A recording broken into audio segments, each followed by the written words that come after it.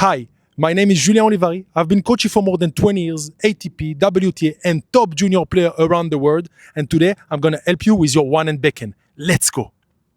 First of all, I see that most of the players that are struggling with one-hand backhand is their wrist. They're playing with the wrist this way. So it's not wrong because in the high level, when the backhand is really advanced, you will need this extra to really accelerate the game. But for today, we're going to learn, first of all, how to stabilize the racket. Very important, first of all, to have a stable backhand and then to go to next step and next step. You don't need to jump too fast and to go to advanced technique, then you will fail. So this is the first exercise. So you take one ball and you put it on the net and put pressure on the net. You have to feel the pressure on your wrist like this, and then try to go over it, really to pull it over, hop this way. So one more time, you really put pressure on the here to really feel the stability that you need in the one-hand backhand. So you go, you pull, and then bam, this way. One more time. You push, really feel this push inside into the net, and then you try to go over the net. It will teach you the right way and the first step to how the racket should be stable at the contact point.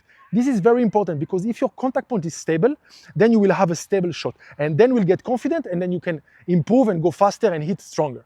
So one more time. I'm doing it one more time because it's super important and it's really the basic, and it helps so many players to fix only this key. You go, press, you feel it. When you feel it, you go and you pull, okay? Use the bend. It's easier to slide the ball on this part than to use it on this part, but if you have with a coach, so you can put it here. But here it's easier when you're alone to feel it, really feel it, and go hop this way. After there is the grip. I see a lot of players going with a continental grip, old-fashioned grip. This is done. You cannot play one-hand backhand with a continental grip. If you're born with it and you play since you're very young, I can understand, but still, better to go in the direction of more Western, and instead to go more in the continental way. If you don't know, continental is going more on the way of the serve, and Western going more on the full Western forehand this way. So better to go in the Western grip than to go really in the continental grip. Okay? So now I'm putting the Western grip, so you see the difference. Now with the Western grip, I have really the racket really strong and straight. But before, when I was using a grip that was a little bit in angle, you see the racket is not as strong as it is.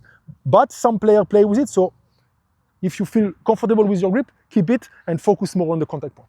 Go and this way, okay? Then after you got it, you let the ball bounce and you do the same. You imagine that you're pulling the ball over the net. Hop this way. You really try to imagine that, hop, you pull the ball over it. You imagine this pressure, you really feel and hop. Try to also let the ball go a little bit lower, so you have this, you force you to go really straight to feel really the pressure. You go down and hop this way. And then with the imagination, when you hit a backhand, you imagine there is the net in front of you and you try to pull it over it. You go, you put the pressure on the ball and this way. As you see, the ball is going like a rainbow, hop. And this is very important in one-hand backhand to get control, is this rainbow shape. Hop, sorry, my bad, this one. And this rainbow shape, as you see, will give a lot of control and feel to the game. Of course, when you'll be in higher level, you can go flat like this, but this is the next step. So after you did few ball, really feel it and did it this way, there is also the left arm. The left arm is really important to stabilize your body, because I see a lot of, they go and they pull it over because the left arm is not handling the pressure of the right arm. So very important is you use it like this. You throw the ball and together you throw balls.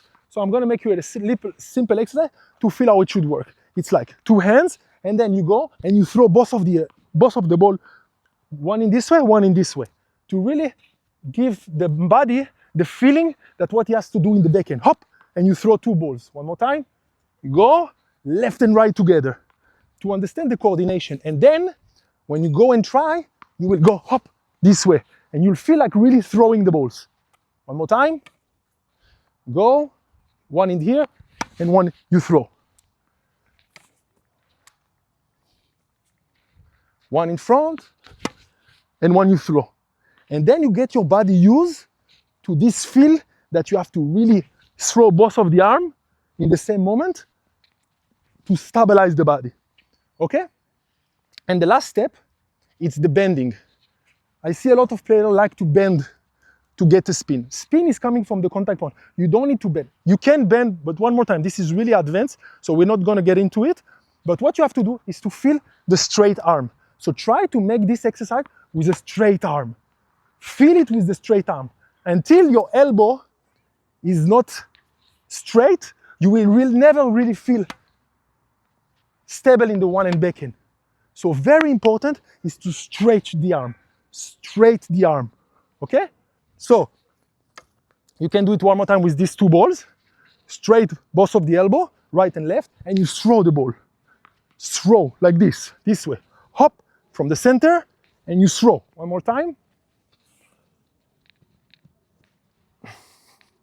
Center, and you throw. I'm going to show you this angle, so maybe you see it well, see it better.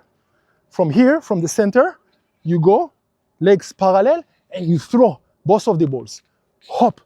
They will never go backward. They will go in front of you because the motion in backhand is doing this way, this way, this way, this way, one-hand backhand. One more time.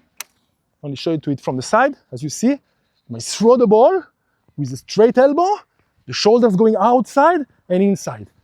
Outside and inside, okay? You don't have to pull this way.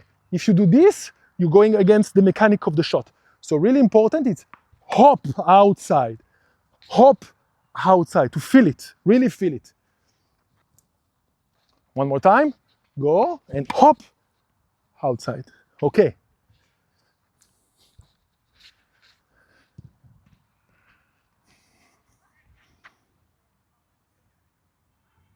Hope you enjoyed the video, and now the one-hand backhand is more clear for you.